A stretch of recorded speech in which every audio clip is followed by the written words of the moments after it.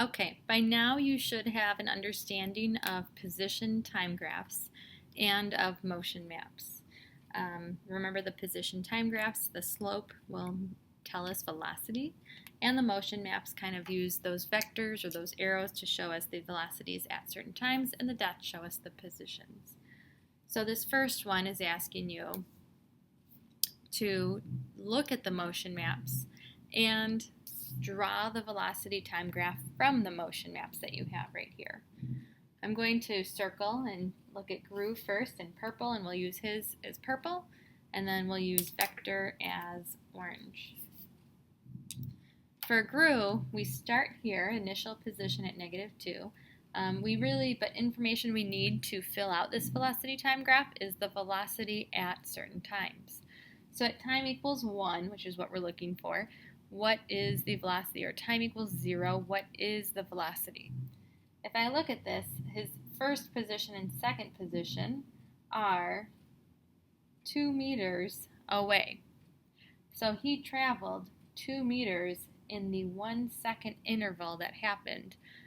Therefore, that means he traveled 2 meters per second, which is the velocity, in the positive direction as you see the arrows going to the right.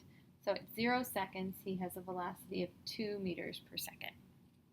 If I look over at the next one at 1 second, he is traveling 2 meters for that next second.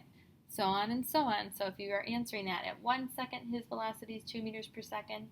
At 2 seconds, he has a 2 meters per second. At 3 seconds, it's 2 meters per second. 4 seconds, it's 2 meters per second. And 5 seconds, 2 meters per second. We are really looking to fill in the gap. We don't have something to look at or a dot, but amongst that, draw your best fit line, which happens to connect the dots there. Our velocity graph for Gru has a straight horizontal line at 2 meters per second that we can read off that vertical axis. For Vector, we have to look at his as well. The dot here is our initial position. We are at 9. The next dot, which would be after 1 second, is at 6. So his is traveling 3 meters to the left after that 1 second. That being a velocity of -3 meters per second. Time equals 0.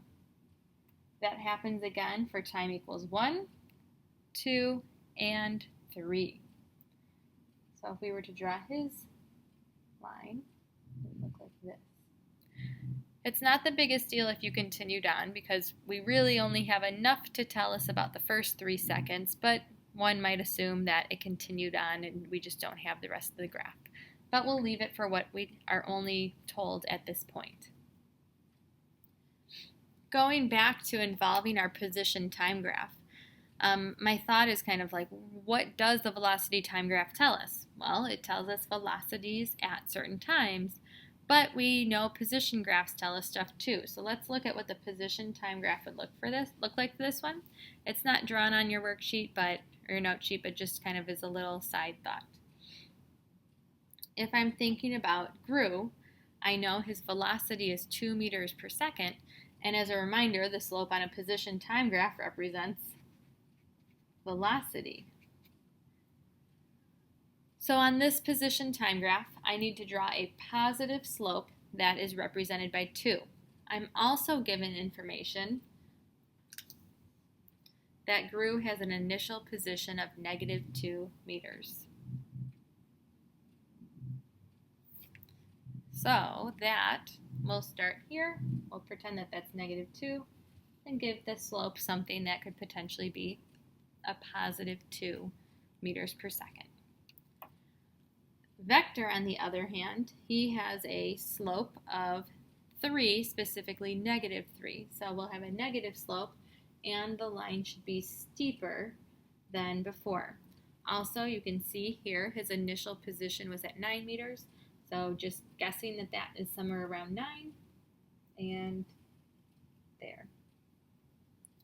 The orange line should look steeper than the purple, and at some point they do cross.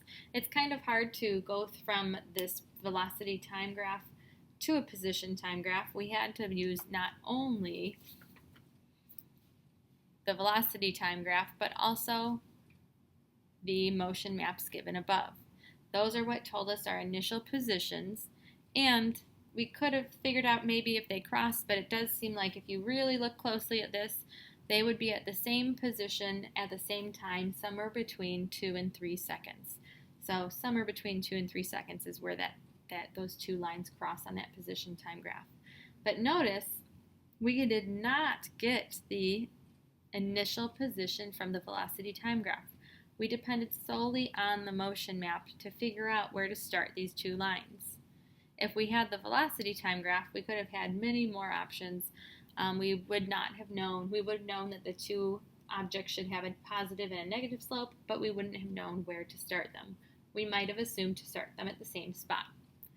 So with that being said, we kind of have a side note here that velocity time graphs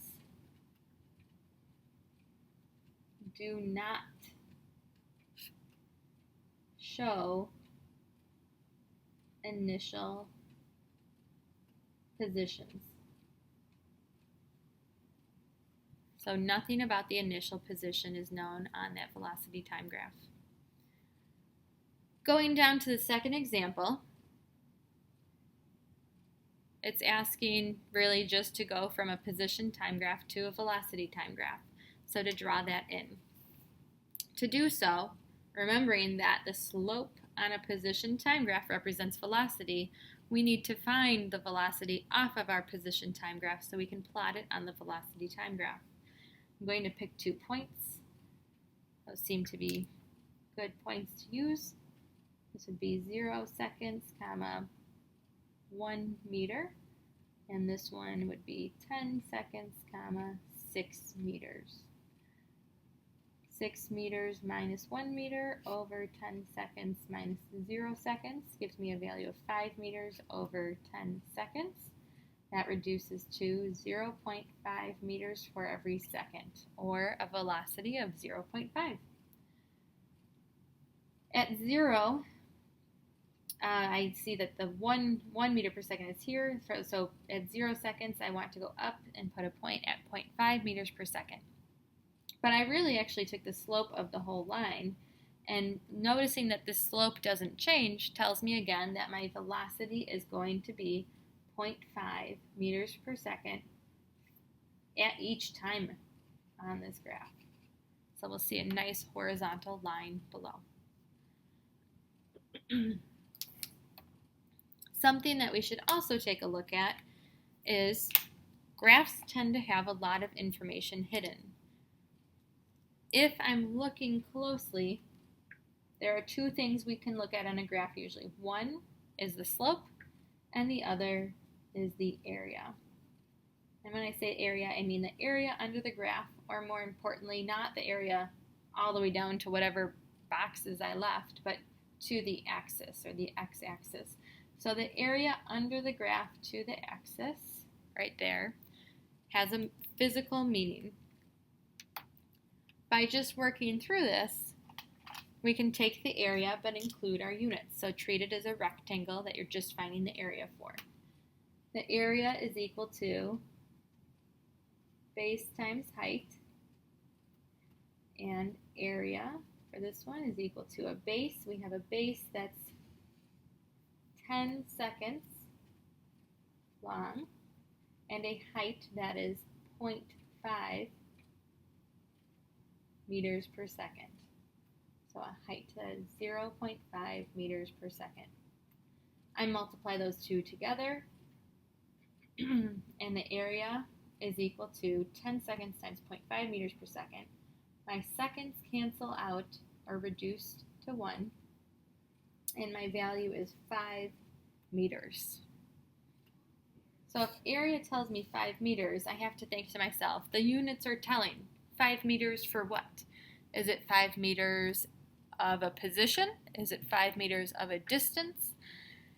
And the answer it happens to be is it's your 5 meters is talking about your displacement.